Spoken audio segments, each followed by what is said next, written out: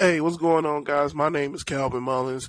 I'm a student at MCTC Minneapolis Technical Community College, and I am a student going for law enforcement. All right. And right now, I'm taking a class called Ethics, and I'm shooting this little video episode, whatever it is, for my ethics class, and I'm titling it called How to Bridge the Gap. And the reason why I'm calling it that is my teacher came up with this concept saying, in your community, what can you do that you see a problem in to be able to help it? And I feel like policing in the black community is a huge problem, in my community and across the world. This translate over many neighborhoods, not only out here in Minnesota. It can happen in Chicago, it can happen in LA, it can happen in Texas, it can happen in New York, it can happen anywhere, right? So I am shooting this little mini film about interviewing my best friend named Brett. He's a cop out here in Minnesota, and my mom, who dealt with the police from their, as you'll see in the documentary, of being, willing to help the people, and then to the whole George Floyd area. She's seen it all. So, and I'm springing in a few clips that I've seen throughout the news on how they are trying to help the community and how they trying to, change things out in the world.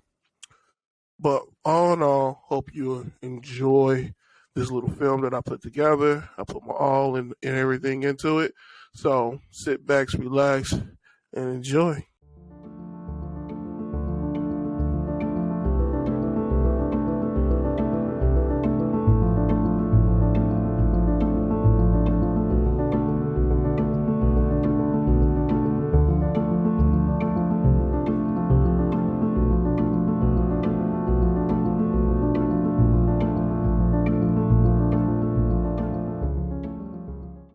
In this little movie that I created, I started out interviewing my mom, and my mom made up a great point about how she grew up and how the police officers was treating her as a kid. So check this out. When I was growing up, we actually considered police officers to be officer friendly, right? So it was a little bit Elaborate different. on that. Hold on. Elaborate on that. Yeah, so, police officers would patrol the area. It was the same police officer. We got to know who they were. It wasn't just you only see them when there was a crime or something like that in progress. So it was a little bit different than the way that it is now, although, I am definitely a militant person, so my ideal of the police is not everybody else's ideal of the police. I do believe police officers are necessary. I always have, because there are things that happen in everybody's neighborhood that just should not be happening, and you need to be able to have some law enforcement there in order to ensure that you are in a safe space. But there are always have been some bad actors throughout history that make policing very hard for the good ones. But when I was younger, it was easier for me to be able to see the difference between the good and the bad. I think it's something about being a child that helps you discern that better than you can as an adult. And when I was a teenager, I didn't have problems with the police. My issues with the police started as I became an adult and stopped being a parent.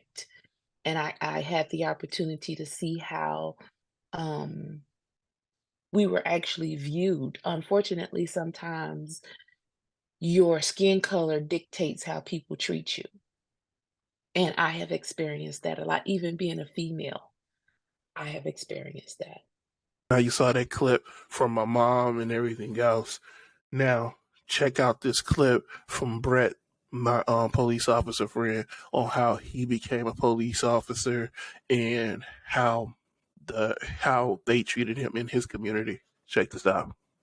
Well, let's start with why I initially got into law enforcement. People like historically, when you talk to officers, who, aren't of color or, you know, uh, officers, in my situation, I grew up on the East Side. So Okay. when you look at historically, people are like, oh, I knew from a young age that I wanted to be cop, right? That's Hmm. historically when you talk to officers, especially, officers who aren't of color or, officers who have family members in law enforcement, they know from a young age that they want to be a cop. I can tell you that was not my case. Actually, up until I was like 14, 15, 16 years old, I was still very much anti police, right? I was not a fan of police officers. My experience had just kind of founded that, and the long and short was, is I had a lot of negative interactions with law enforcement. And it wasn't until I was like 14, 15, 16 years old that I started to have some positive ones, So I had a lot of my high school coaches, I grew up on the East Side. I went to high school on the East Side. A lot of my coaches ended up being, or they were police officers at the time, and they were all, officers of color or people of color. So that was something I hadn't experienced because honestly, until like my sophomore year, I played 2 years with these guys and didn't know that most of them were cops, you know. And then, as I obviously grew in the program, in the football program and, grew in my wrestling program, I had more and more interaction with these guys, and they showed me like there's a different side to it that I wasn't aware of. And a lot of them started to push that as I got older, like, hey, you would be a good cop, once you go to college, graduate college, go and be a cop, like you would be a good cop, because I worked hard and, I was disciplined and, I generally had a very positive outlook, when it came to like wanting to help people. Right. And again, after dealing with these coaches of mine for years, they kept pushing me towards that direction, and I finally got to look at it and go like, oh man, maybe this is something I want to do. I got to talk with my coaches, getting ready to graduate, and looking at going to school for law enforcement. And then I ended up having my kid my senior year, so that kind of put it on the back burners. So again, I kind of fell into some self-made difficulties, if you call them that, having a kid at a young age, my priorities had shifted a little bit. Right. So that forced me to kind of put it on the back burners, right? I didn't have the options anymore to go to college. Like I was a fairly good athlete. I had scholarship opportunities to go and, wrestle at other places or other colleges. And, a lot of the hiccups came because I, was also a teen father. So that was no longer on the table for me. So I ended up putting that on the back burner, but something I was still always interested in.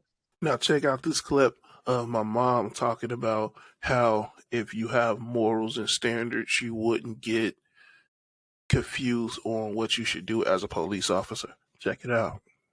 I think when you don't have your morals about you, that is something that can happen. And I'm not saying that they have turned you into something. I'm saying the real you have shown up, you know, because no one can take away my moral compass. No one can take away my values. You cannot make me be something that I am not. I don't care who I'm around. Many have tried, all have failed. So if I can stand by who I am, and most people who have a good moral compass do stand by who they are, then a bad actor cannot turn you. If you are able, if you walk in the door doing all the things that you know that you're supposed to do and doing it right, and then 5 years later, you are now this devious person that's out here doing the things that everybody else is doing, that's who you were at the beginning. No one turned you. The real you just showed up. Now check out this clip about how it's a void and how people don't want to join the police force and how we should, step up to that opportunity and take that people that's minority. Check it out. departments needed to be more picky about the candidates they were selecting. However, now that we sent what the aftermath of George Floyd, what we've seen is people don't want to be cops anymore. What you're seeing is, officers are being held accountable, for their actions, right? Like never before in the history of, America, we'll say, are officers being held more accountable, for their actions. And I think that also is produced like the issue that they have now. Like if you look on the Minnesota Post Board, or even if you look across the country, Mm-hmm. departments across the country are seeing shortages, staffing issues, shortages of police officers working the streets just because people don't want to be cops anymore. It is, again, I think it's forced departments to be more picky, want to find the best candidates that they can, but the best candidates don't want to be cops anymore.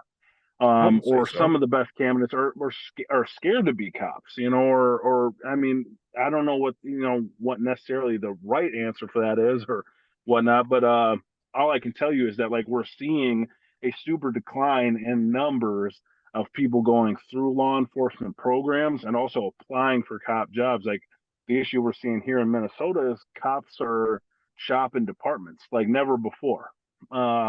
You got different departments offering hiring bonuses. You got different departments offering lateral bonuses. So if you're a lateral police officer transfer, you can get bonuses. Um, now like never before, when you had to make it work with a department, officers who are good can literally go anywhere they want in Minnesota or even across the country, just because a good cop is, I mean, worth its weight in gold right now. If you got a good police officer who treats people fairly, who works hard, so on, I mean, departments will go out of their way to almost like draft them or scout them or, poach them from another department because you need good police officers still working the streets. And we're seeing a lack of that be available coming out of like skills programs. And it's super unique. It's such a unique time right now because especially to be a cop or be in work in law enforcement, right? Because you're seeing two things happen. You're seeing less and less people come into the field, which means that the people that you have working in the field already are worth more and more. You need to keep good people happy. You need to keep them, paid. You need to keep them, wanting to continue to come and do the job, right? Otherwise, what you're going to see again happen is you're going to see people, not necessarily, I won't say the wrong people, but maybe a person who's not as good for the job get through just because of a lack of options. Because while you want good officers working the streets, departments still have, an obligation to the cities or counties or states that they serve to provide a law enforcement presence on the street. So I think you're gonna see a lot of different mixtures come through. Like you're gonna see departments asking for more money, for their officers because again, you need to keep them paid, keep them happy, keep them working the streets. Um, same with correctional officers and corrections departments. You're gonna see officers asking for more because you're overworking them. Yep. You're asking them to fill gaps that cannot be filled, and the Yep. only way to do that is to compensate them accordingly. As hell, we going through a whole contract dispute right now at the Yeah, DLC. So yeah. It is a crazy time like I've never seen before. Like if you are again a good officer, a good person coming through law enforcement, the sky is your limits. You can literally work at any department you want to work at in the world. You know, but if you again, if you're new coming to this, you got a ton of options. You can get paid, you can go anywhere. But even the officers who are still working the streets are gonna have a lot of options here coming up because if your department isn't willing to meet you on some of these things that you need to be successful in your job, you can again go anywhere you want. so with you coming in, getting done with skills, getting done with schooling and everything else, and start picking the department that you went to, and boom, George Floyd happened. what was the first thing came to your mind? I saw it as, again, as an opportunity, for me, again, being a police officer of color. I saw an opportunity for me to fill that void. I saw, again, there's this disconnect. It's a black and white issue. It's a, cops and blacks issue, and I saw it as an opportunity to kind of help bridge that gap, like my coaches did for me. Because again, if you would ask, 14, 15, 16-year-old me what I thought of the police, I would have referenced the good, NWA song, and that would have been it. Right. But it took those cops and coaches of mine to show me, like, hey, you know what, there is good officers out here, good officers of color, good white officers out here, and what we needed to continue to do is find a way to bridge that gap. And the only way I could see it best to do it myself was to be a part of the solution. Again, I saw an opportunity here where there's not enough people from my community representing us in law enforcement.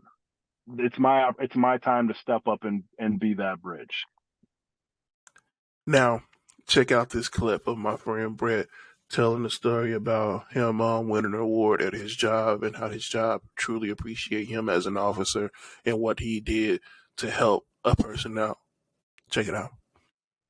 Yeah, so again, it's I'm very thankful for my department, because my department recognizes good work, when it's being done. So so again, just some of the award I got, again, wasn't just for me specifically, but it was for my group and some work we did. And long and short of it was a guy had fled from a traffic stop with felony warrants.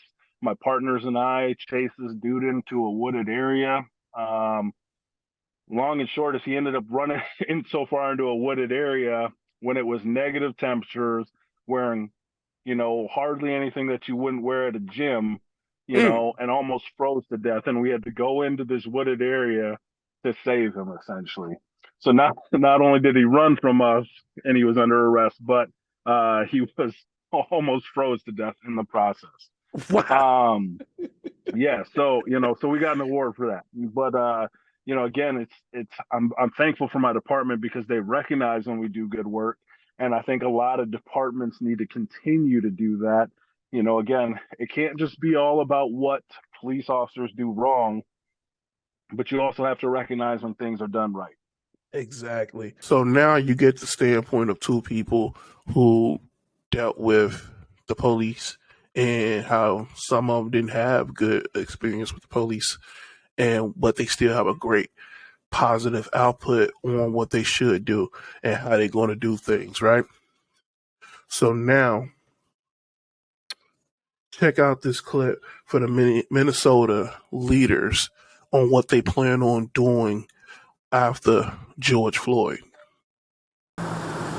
For nearly 3 years, the 3rd Police Precinct has looked like this. To know that we're on the path where the fencing could come down, the barbed wire can come down, that's all we've wanted. Rachel Boki is Executive Director of Longfellow Community Council. Officers have been stationed downtown and making drives into the precinct as needed. Now, the city of Minneapolis is asking for community input on where police should be stationed. The two locations under consideration are the former 3rd Precinct site and this vacant lot on Minnehaha Avenue and East 26th Street.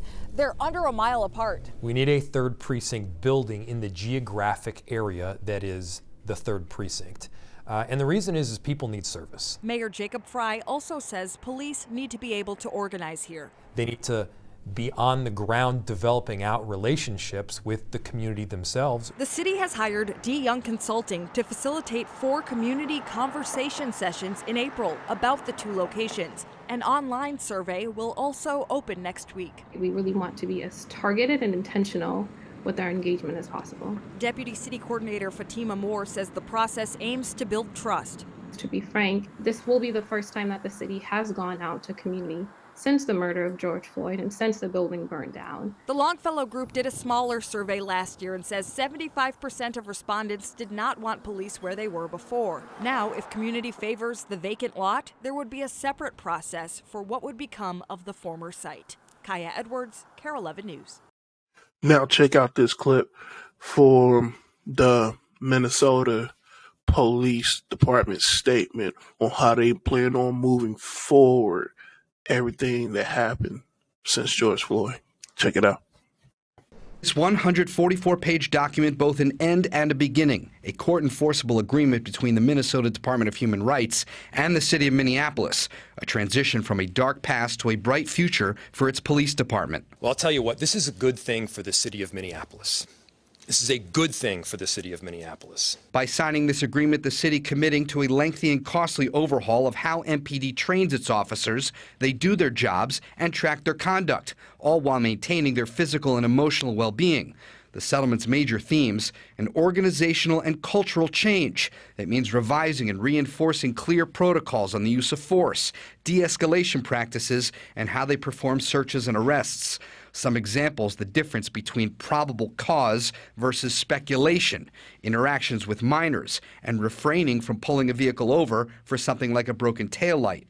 Another major change: setting up a database to record, search, and analyze almost everything related to officer conduct and investigations. Chief Brian O'Hara echoing the mayor's endorsement. This isn't about a checklist of paragraphs to say, we did this and we're done, we did that and we're done. This is about making change real.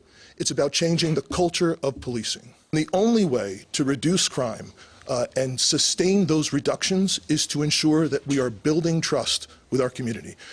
Here are my final thoughts from everything that I learned and from the clips that I showed you from the news and my mom and my good friend Brett. It's going to take a lot of work on both ends. It's going to take the people to understand that the police have a crazy job that they're doing. And it's going to take the police that, hey, the people are a lot standoffish towards you because they don't know you. Let's tackle it from the police standpoint. If you're going to go out to these communities that's minorities, people of color, I feel like you need to patrol the area by getting out and walking the beat. Get to know the people. Talk to the people. Even if you feel like you don't want to get out your cars and walk around, stay in your cars. Stay in your car then. But make an effort to go into the community and talk with the kids, you know. If you see them outside playing basketball on the corner, you know, play a little quick game of 7 with them. You know, if you see them having foot races, dust a little few of them. You know what I'm saying? Show them that real speed. You know what I'm saying? You know, if you see, that somebody may need help them. You know what I'm saying? We quick to help people on the side of the road. But if, a little kid crying and the parents not around, ain't nothing to it just to help the kid to see what's going on, right? And, you got to give back to your community no matter what. Even if you're not from that area, you working in that area. So that area is part of you now. That is your community now. And you want to change it for the better. You don't want to keep showing up to shootings and everything else all the time. Maybe you just want to show up and they figured it out amongst themselves and you're able to give some little advice on how the police don't get called again, give everybody a warning and walk away. That's what you want to, hope for, right? But people actually policing themselves and you only there when things get too out of hand so you can rectify the situation. Now the people, you don't want to keep screaming the police ain't shit because the police is actually good. They actually there to help. A lot of them really wants to help. And that is the reason why I decided to go in the law enforcement pathway. I wanted to be able to give back to the community. I got tired of seeing all the unarmed black men being killed and all the other minority people being killed. So I decided to go to school in my late 20s. I'm going into my early 30s next week. And to try to give back to the community, to try to show them that, hey, I see you, now you see me. Let me help you. Let me let you know that not all police are bad, and we willing to give out good, helpful advice and willing to help you when you need. When something bad happens, you shouldn't hesitate to call the police. That should be one of the first things on your mind in your emergency plan. Call the police and then call your loved ones. That should be the thing that's on your mind. So, I hope hearing from an actual police officer help you guys understand how that's how we can bridge the gap. Hope hearing from my mom, who's been here for a while, who's seen a lot, I hope that helped you guys bridge the gap. You know, if we don't stand for something, we'll fall for anything. So let's stand together. Much love.